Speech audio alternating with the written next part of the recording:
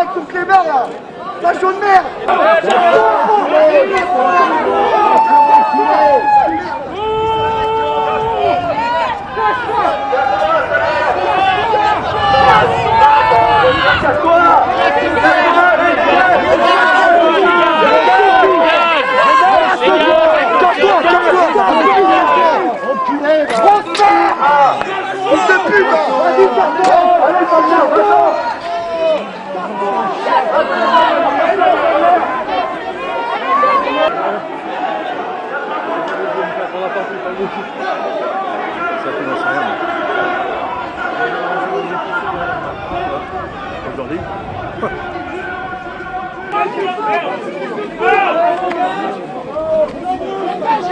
Allez, Sénégal! Cassez-vous! Cassez-vous! Cassez-vous! Cassez-vous! Antifa! Ça brûle! Ça brûle! Antifa! Ça brûle! Ça brûle! Antifa! Antifa! Antifa! Allez, les fachos, cassez-vous! Cassez-vous! Antifa! Antifa! Antifa! Antifa! Antifa! Antifa! Antifa! Antifa! Antifa! Antifa!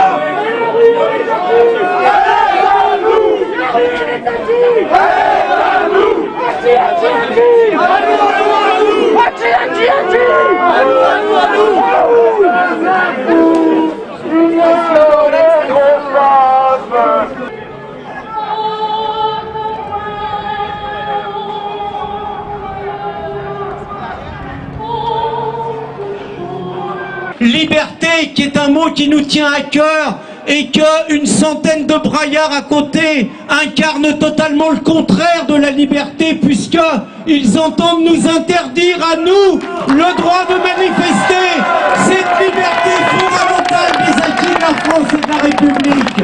Je voudrais qu'on fasse un petit entraînement des mots d'ordre que je vais vous encourager à scander tout l'après-midi pour faire un peu plus de bruit que ceux qui prétendent que nous serions des racistes et des fascistes, c'est-à-dire exactement ce qu'ils sont, eux. Donc, je vous propose un premier mot d'ordre qui m'a été soufflé et que je trouve absolument, c'est les copains de Saint-Brévin qui l'ont trouvé. Le CADA, c'est à bout, on en viendra tous à bout. Deuxième mot d'ordre, histoire de les mettre de bonne humeur. À Calac, on a gagné. À Saint-Brévin, on va gagner. À Calac, on a gagné. À Saint-Brévin, on a gagné. Troisième mot d'ordre, faut quand même qu'on ait une pensée pour votre mère adorée. Morez, ton CADA, on n'en veut pas. Morez, ton CADA, on n'en veut pas. Quatrième mot d'ordre, Saint-Brévin, référendum. Saint-Brévin, référendum. Cinquième mot d'ordre, vu que le CADA, s'il allait au bout, serait à côté d'une école, protéger nos enfants. Protéger nos enfants. Sixième mot d'ordre qui est très important sur l'unité des patriotes. Ensemble, ensemble, on va gagner. Ensemble, ensemble, on va gagner. Autre mot d'ordre pour montrer notre détermination et que s'il le faut, on reviendra.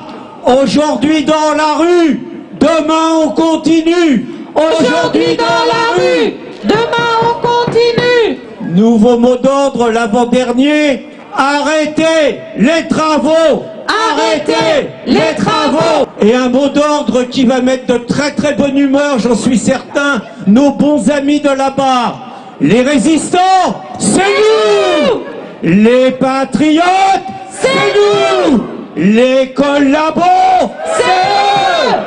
Et bonjour, alors Reconquête Sarthe s'est associé à Reconquête Mayenne, Reconquête Indre-et-Loire. Beaucoup de fédérations sont représentées aujourd'hui à Saint-Brévin, tout simplement pour faire barrage à ce nouveau projet mortifère d'installation d'un centre d'accueil de migrants juste à côté d'une école primaire. 120 migrants qui sont installés dans un petit village. Nous on s'oppose très clairement, très fermement à ce projet présidentiel nouveau de repeuplement des campagnes de la ruralité par l'immigration en France. Ce grand remplacement, on n'en veut pas, on en veut. Les métropoles aujourd'hui sont saturées par l'immigration, leur banlieue aussi. Aujourd'hui on voit que ça s'installe partout dans les campagnes, dans les petits villages. Et donc évidemment, on sera là mobilisés toujours pour empêcher ce genre de projet de s'installer. Alors comment comptez-vous repeupler, disons, le monde rural?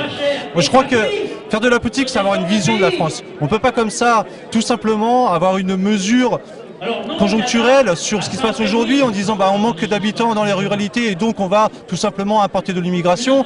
De la même façon que sur les emplois en tension, comme on dit, on ne peut pas tout simplement valider l'immigration parce qu'il y a des emplois en tension. Il faut avoir une politique globale au niveau de la natalité, au niveau de la démographie, et donc ça passe par le repeuplement des campagnes. Reconquête propose des primes d'installation, des primes de naissance pour la ruralité, et je pense que c'est sur le long terme qu'il faut travailler ces questions importantes pour le pays.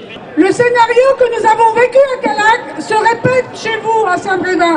Victimisation des maires, accusations mensongères et autres insultes, sans oublier les plaintes contre votre collectif. Oui, nous avons gagné une bataille à Callac. La détermination de Calacois, l'aide active de Reconquête, Riposte laïque, Résistance républicaine et tous les mouvements patriotes ont eu raison du projet Horizon. N'ayant pas accepté leur défaite, les immigrationnistes locaux ont tout fait pour nous discréditer. Insultes, accusations mensongères, de menaces de mort sur les élus, tentatives de viol collectif, rien de moins. Tout ceci est relaté dans les journaux bien pensants. Les qualificatifs ont évolué. Nous sommes passés de racistes, xénophobes, à fascistes, nazis, homophobes. Pour évaluer la violence verbale que nous subissons, il suffit de lire Mediapart, Libération et d'autres journaux.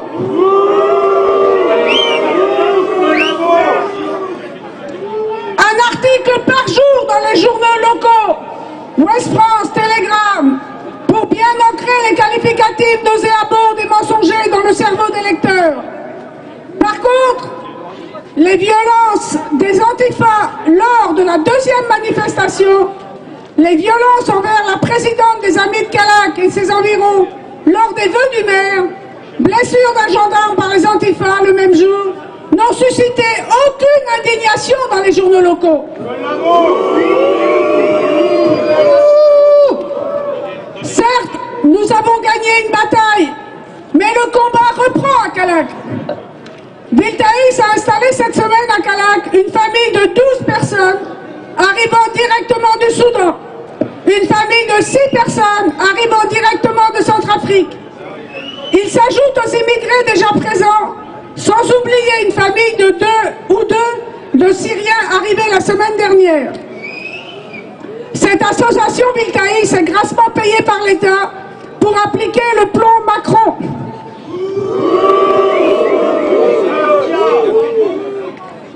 À Callac, ils sont soutenus par 2 associations recevant elles aussi des subventions de l'État. Coalia, Amélis. Leur référent est complice sur place. La famille Lagru est très active. Elle a pour objectif de détruire notre patrimoine historique. Faire table rase de notre passé. Remplacer la population par des Africains. Notre civilisation est en danger. Oui, l'hydre de Lerne a ressuscité et s'est installé en France. Détruire l'hymne de Lerne était le 2e des travaux d'Héraclès. Il réussit seul à la détruire avec les conseils d'Athéna. Aujourd'hui, cet hydre envahit nos campagnes avec comme mission de remplacer la population par des personnes déplacées du continent africain. Notre mission est de neutraliser toutes les têtes de l'hydre, gavées de subventions par la tête principale. Ces subventions, c'est l'argent des Français. Nous devons réussir à faire stopper ce gavage par la tête principale qui, elle, est immortelle. Pour Pour cela, nous devons être unis, déterminés, organisés. Réveillons-nous et organisons-nous. Neutralisons cette hydre de l'herbe avant qu'elle nous fasse disparaître. Sauvons notre identité, nos us et coutumes. Sauvons notre civilisation. Calag doit rester Calag. Saint-Brévin doit rester Saint-Brévin. La Bretagne doit rester la Bretagne. Et la France doit rester la France.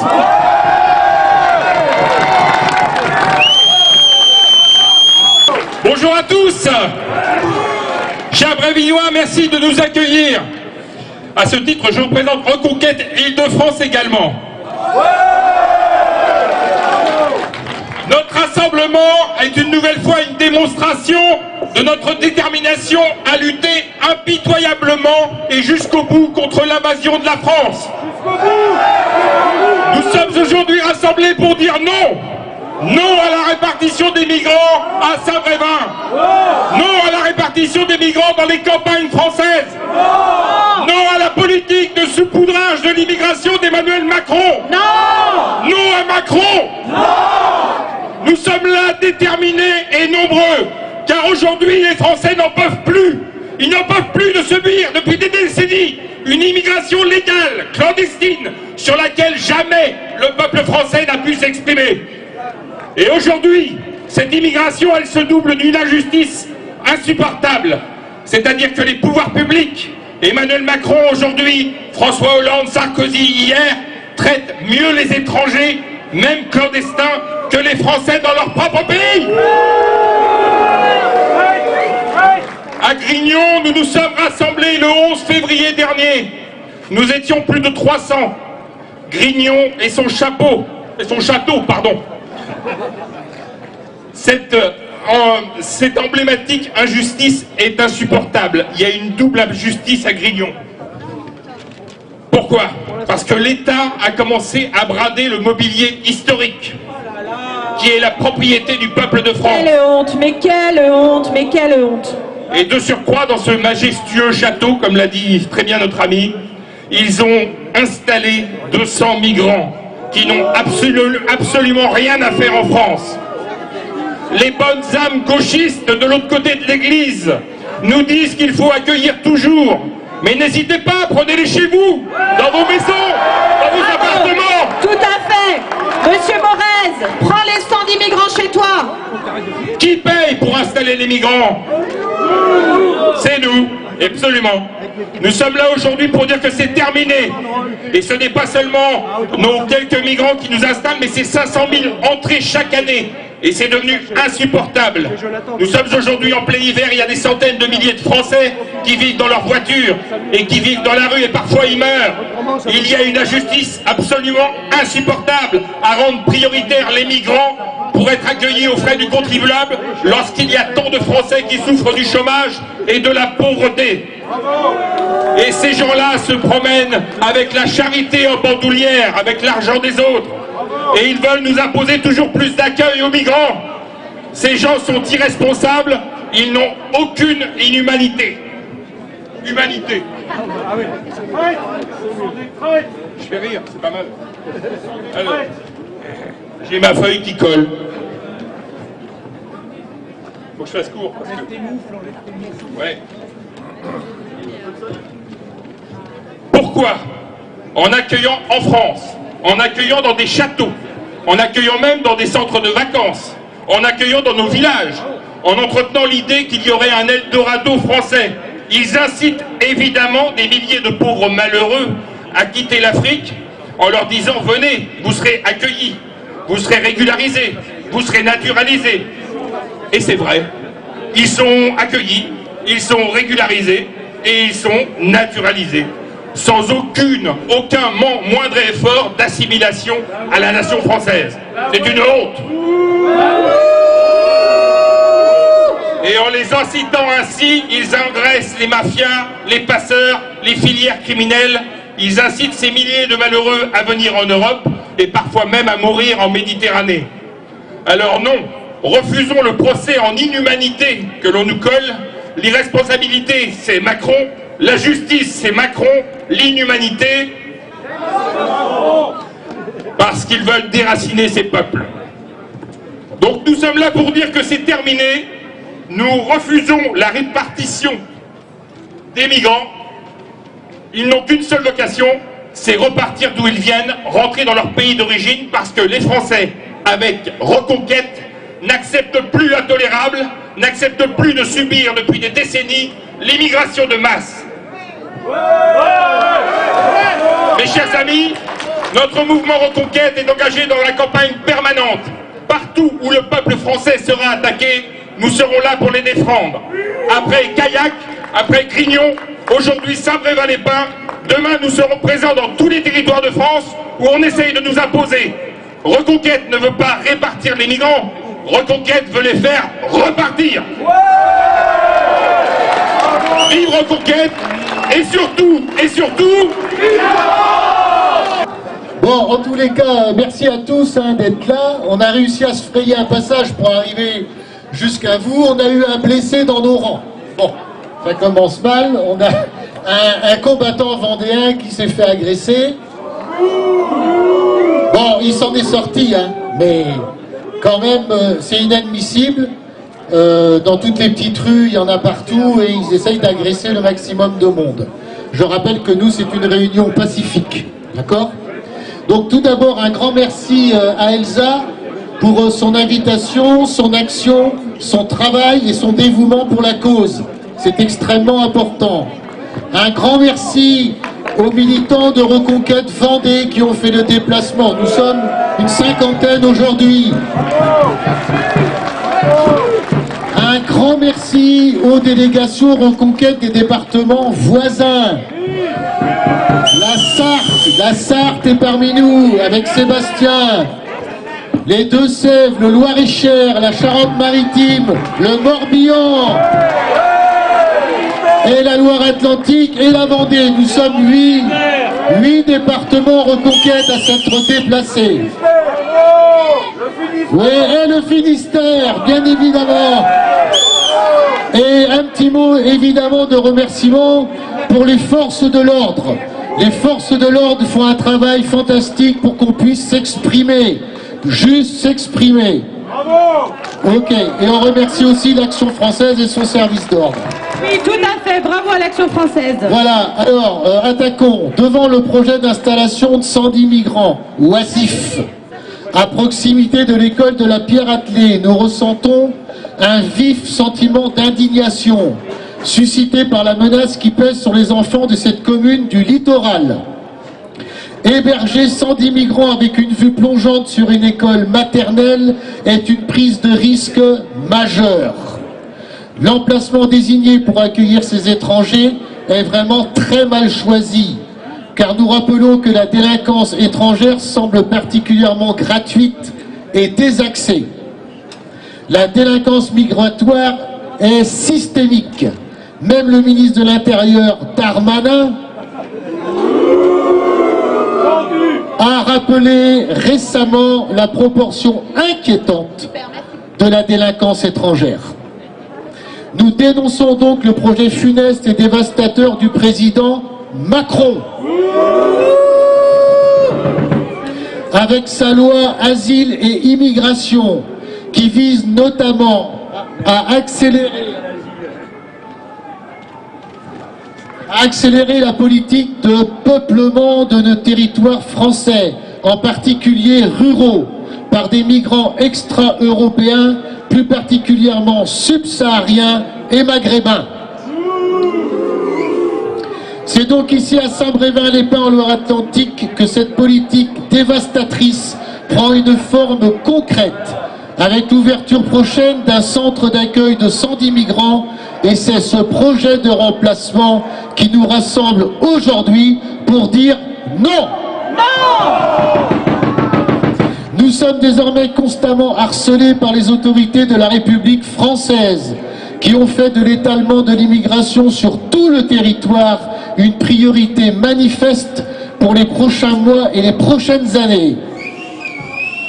Malheureusement, cela aura des conséquences ici à Saint-Brévin-les-Pins.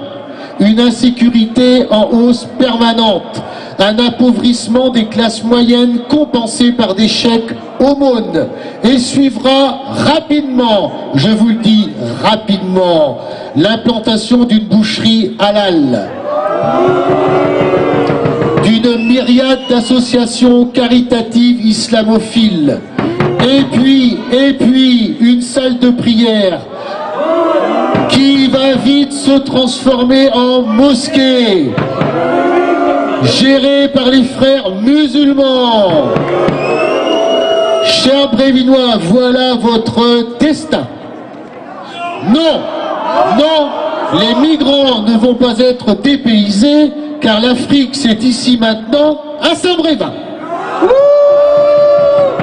À Saint-Brévin-les-Pins, ce ne sera plus un sentiment d'insécurité, mais bien la triste réalité des choses, c'est-à-dire l'insécurité tout court. Placer 110 jeunes gens oisifs de cultures très différentes, au profil psychologique compliqué, avec une vue plongeante sur nos enfants dans leur cours d'école, est une prise de risque majeure, voire une non-assistance à personne en danger. Le risque est d'autant plus grand, car qui nous prouve et nous assure qu'il n'y aura pas de djihadistes ou d'islamistes dissimulés dans le flot de ces arrivants à Saint-Brévin. Bien sûr, il est parfaitement imbécile de tout mettre sur le dos de l'immigration. En revanche, il est dangereux de nier l'impact profond du bouleversement démographique et civilisationnel que traverse notre pays. Même la Tunisie s'interroge. La Tunisie s'interroge sur l'arrivée de hordes de migrants clandestins. Le président tunisien soutient que l'immigration qui ravage son pays est le fruit d'une entreprise criminelle ourdie à l'orée de ce siècle pour changer la composition démographique de la Tunisie. Voilà, même en Tunisie. Donc mes amis, plus tôt nous le reconnaîtrons, plus tôt nous pourrons corriger ce sinistre qui ravage notre France éternelle, en opérant un virage à 180 degrés dans notre approche migratoire. Nos concitoyens vivent déjà des moments difficiles, inflation alimentaire et énergétique, dégradation des services publics, détérioration des villes, délitement industriel et politique, explosion de la violence et la crainte d'un conflit civilisationnel généralisé sur notre continent. Oui, la France montre des signes d'une tiers-mondisation galopante. En important ici à Saint-Brévin-les-Pins le tiers-monde, la France se tiers-mondise. Au rythme actuel du déclin, notre société sera bientôt composée uniquement d'une caste de puissants et d'une masse de misérables à qui d'ailleurs on demande expressément de déposer les armes à la gendarmerie la plus proche et de faire place nette aux nouveaux arrivants. Je vous le dis, nous ne pouvons pas accueillir toute la misère du monde, et ça a déjà été dit. Il n'y a pas de place à Saint-Brévin, pas plus qu'il n'y avait de place à Callac. Je parle au passé pour Callac, car oui, nous avons gagné la bataille de Callac. Bravo à Callac! Oui, nous avons fait abandonner ce projet insensé qui prévoyait la venue de 70 familles issues du continent africain dans une commune de 2500 habitants. Mes amis, amoureux de la France, conquérants, patriotes, je vous le dis, nous pouvons déjà parler du projet insensé de Saint-Brévin au passé. Car oui, nous allons gagner la bataille de Saint-Brévin. Oh les cœurs! C'est juste une petite anecdote. Il y a 8 ans, j'étais invitée à l'anniversaire d'une amie et j'ai rencontré là-bas quelqu'un qui partageait la vie d'un diplomate des Nations Unies. Il y a 8 ans, c'était en avril 2015, elle m'a dit, sous le sceau du secret, mais depuis de l'eau, et pas que de l'eau, à passer sous les ponts, que les Nations Unies avaient prévu d'envoyer 25 millions de migrants en Europe à l'horizon 2030. C'est acté, c'est décidé, Et ça n'a rien à voir, évidemment, vous l'avez compris, avec de pauvres réfugiés. Il est évident que c'est un plan qui est mondialiste et que le but est de remplacer une Europe pleine de gens trop instruits, trop arrogants, trop démocrates, qui gueulent, qui n'ont pas une religion qui leur impose de la fermer, pour effectivement faire leur affreux projet mondialiste d'avoir une gouvernance mondiale qui impose à des gens qui sont inadaptés, incapables de réfléchir et qui n'ont pas la culture nécessaire, ce qu'ils veulent et comme ils le veulent. Alors que maintenant on vienne nous faire pleurer en parlant des pauvres malheureux qui sont en Afrique et qu'on nous traite d'égoïstes, mais ça va vraiment pas, vous nous prenez pour des jambons. On n'est pas des jambons, on voit clair, on sait ce qui se passe. La gauche, les antifas n'ont que des mots « extrême droite, extrême droite ». Mon Dieu, est-ce qu'ils savent que ce qu'ils appellent extrême droite, c'est simplement le français moyen. C'est simplement le français qui voit chez lui son pays attaqué, modifié, et ses enfants perdus à l'école, parce que l'école est en train de changer pour permettre justement notre disparition, la disparition de nos enfants et l'inclusion des autres qui les remplacent. C'est pour ça que actuellement la dernière idée de Ndiaye, qu'est-ce que c'est? C'est de mettre tous les lycées internationaux, vous savez, ces lycées où on formait nos élites, dans les territoires perdus de la République, pour qu'il n'y ait plus personne chez nous, pour qu'il n'y ait plus d'élite, pour que les nôtres soient obligés de pleurer ou de quitter le pays et de renoncer à une formation intellectuelle. Cette formation intellectuelle qui a amené la France parmi les 5 pays les plus puissants du monde, alors que nous sommes un tout petit pays. C'est ça leur projet. C'est pour ça que nous sommes là, parce que nous ne voulons pas de ce projet mondialiste qui est le projet de Macron, de Mélenchon et de toutes les ordures.